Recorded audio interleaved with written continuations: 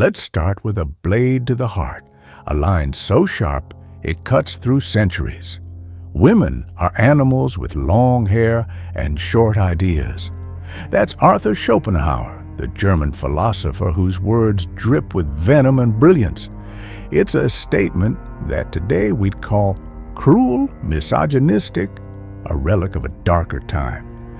But before you turn away, before you dismiss it as the rant of a bitter old man, let's linger here for a moment, because buried in that venom is a question that haunts men, especially men like you.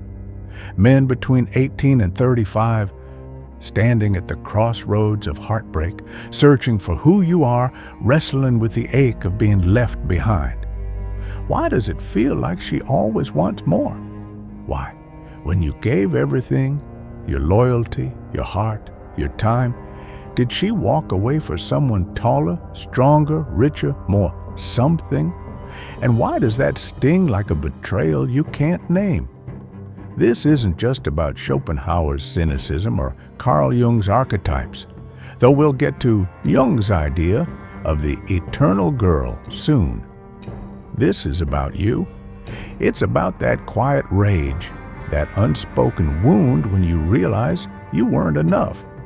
Not because you failed, but because someone else was better. You weren't betrayed, my friend.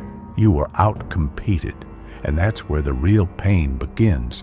Let's step into Schopenhauer's world to understand why this happens. He wasn't just a philosopher.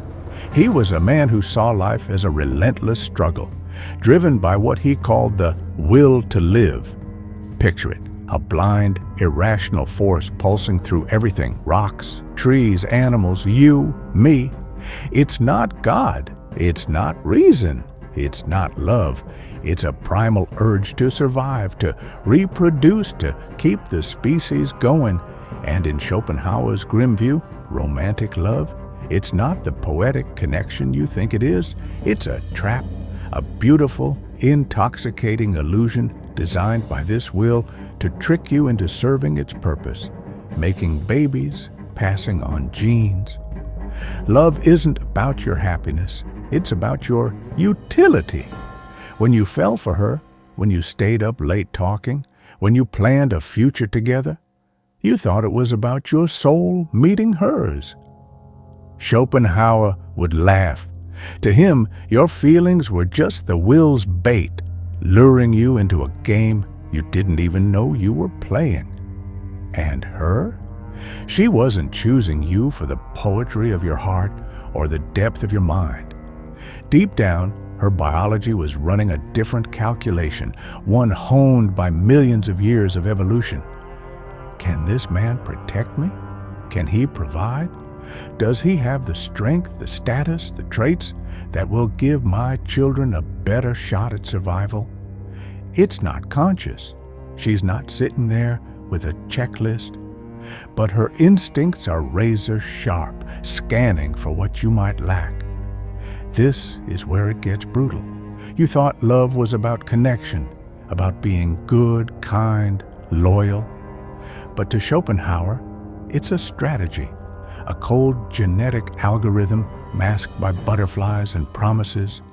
When she left, when she chose someone else, someone more confident, more successful, more dominant, it wasn't just personal, it was primal. Her biology saw a better option, and the will, that relentless force, pushed her toward it. You didn't lose her because you weren't enough as a person. You lost her because you didn't fit the evolutionary blueprint.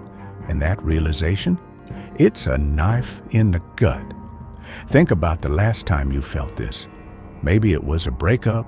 Maybe it was watching her light up for someone else. Someone who seemed to have what you didn't. The pain isn't just about losing her. It's about losing a piece of yourself. The part that believed in love, in fairness, in the idea that being good would be enough. You start to question everything. Was it you? Was it her? Was it the world? And in that questioning, something darker creeps in. A quiet resentment. A voice whispering that Women are shallow, that love is a scam. That's where Schopenhauer lived, in that shadow. His own life was marked by a cold, distant mother and failed romances that left him feeling invisible. His philosophy wasn't just ideas, it was his pain dressed up in logic. But here's the trap: letting that pain define you. Schopenhauer's cynicism can feel like truth when you're hurting, but it's a poison. It tells you to give up, to see women as the enemy, to see love as a lie. And if you stay there, you're not just stuck, you're lost. You're not just a man who's been hurt, you're a man who's stopped growing. So let's not stay in Schopenhauer's shadow. Let's move forward into the light of understanding why this happens and what it means for you.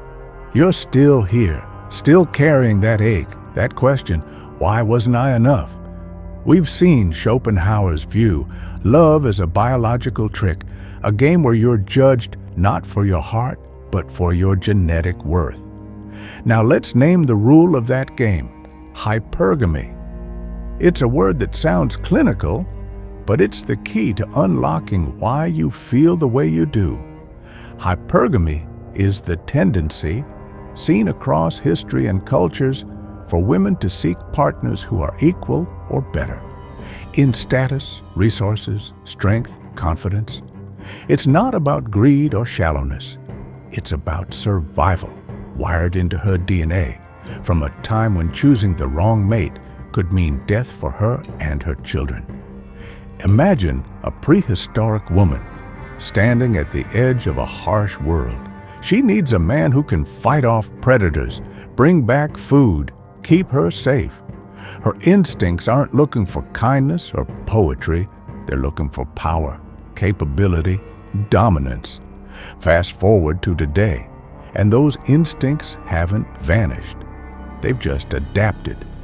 Now, her biology scans for a man with purpose, ambition, a spark that says he's going somewhere. It's not always about money or looks, it's about presence. And when you don't have that presence, when you're just the good guy who shows up, you might be loved, respected, even appreciated, but you're not desired. This is where the wound deepens. You gave everything: your time, your loyalty, your heart. You played by the rules you were taught. Be kind, be honest, be there. But then she left, not for someone kinder or more loyal, but for someone who radiated something you didn't. Maybe he was more confident, more driven, more alive. And that's when the resentment starts to burn. You weren't just rejected, you were replaced. You lost a competition you didn't even know you were in. And the worst part, you don't know why. That confusion is what breaks men. You start to spiral, replaying every moment, wondering what you did wrong. Was it your job, your looks, your words? You might lash out, calling her shallow, or you might turn inward, blaming yourself. Some guys go further. They start to hate, not just her, but all women. They dive into online echo chambers where pain is weaponized, where phrases like "all women are the same" become a mantra. But let's be honest, that's not strength, that's surrender. You're not fighting the pain, you're letting it own you. Here's the truth Schopenhauer missed because he was too busy nursing his own wounds. Hypergamy isn't about women being cruel, it's about evolution. In a world of scarcity, women had to choose men who could provide security, not just for them, but for their children. That instinct is still there, humming beneath the surface, even in a world of dating apps and modern romance. She's not choosing against you because you're worthless. She's choosing for her survival, her future, her genes. It's not personal, it's primal. But knowing that doesn't make it hurt less. It doesn't erase the nights you spent staring at the ceiling, wondering why your best wasn't enough. It doesn't quiet the voice that says you'll never be chosen, never be wanted. And this is where so many men get stuck, trapped between pain and pride. You don't cry because you've been taught that's weak. You don't talk because no one listens. So the pain festers, turning into anger, cynicism, or worse, apathy. You stop trying, stop dreaming, stop believing in love. And that's the real tragedy. Not that she left, but that you let her departure define you. Schopenhauer would say, this is just how the world works, that love is a lie and women are slaves to their instincts. But Schopenhauer was wrong about one thing. You're not powerless. You're not just a pawn in the will's game. You have a choice. You can let the pain consume you, or you can use it to grow. The problem isn't that she chose someone else. The problem is that you didn't know the rules of desire. Desire doesn't reward goodness. It rewards power, not power over others, but power over yourself. The power to stand tall, to chase your purpose, to radiate a confidence that says, I am enough. So how do you find that power? How do you stop feeling like a placeholder, a stepping stone for someone else's story?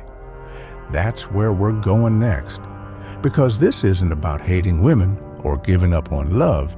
It's about reclaiming yourself, about building a strength that no rejection can break.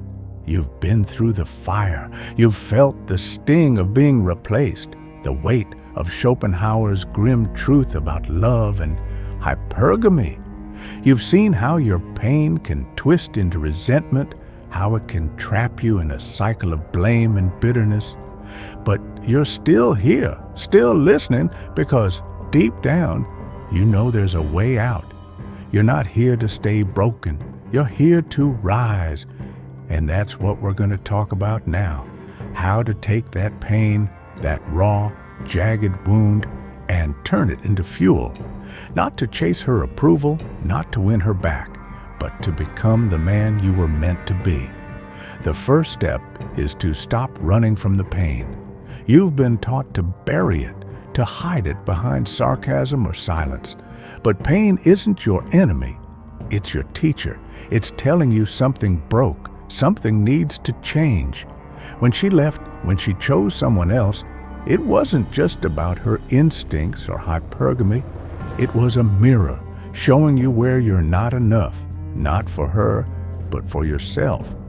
Maybe you've been coasting, playing it safe, letting life happen to you. Maybe you've been waiting for someone else to make you feel whole. That's where you start to lose. Here's the truth. You don't need her to choose you.